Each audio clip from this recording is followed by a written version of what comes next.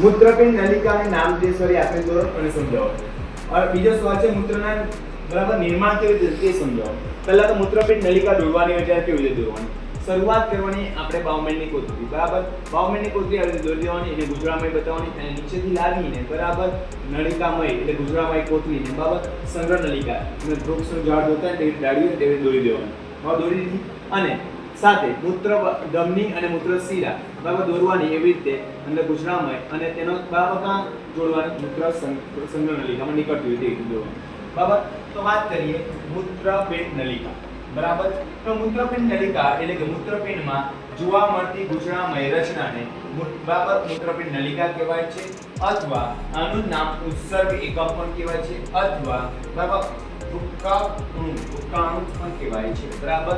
અને જેની સંખ્યા પ્રત્યેક મૂત્રપિંડમાં 10 લાખ જેટલી હોય છે. તેથી એક મૂત્રપિંડમાં બરાબર 10 લાખ જેટલી હોય છે એટલે ગુજરામય નાની હોય છે બરાબર. આ નલિકાની શરૂઆત બાઉમેન્ટની કોથળીથી થાય છે. દેખાય છે શરૂઆત બાઉમેન્ટની કોથળી. તો અંતિમ કા થશે સંગ્રહ નલિકા, એટલે કે અંતિમ છેડો કા જોડે થતો હશે સંગ્રહ નલિકા બરાબર. આ પટી ગયું બરાબર. હવે બાઉમેન્ટની કોથળીમાં શું હોય છે?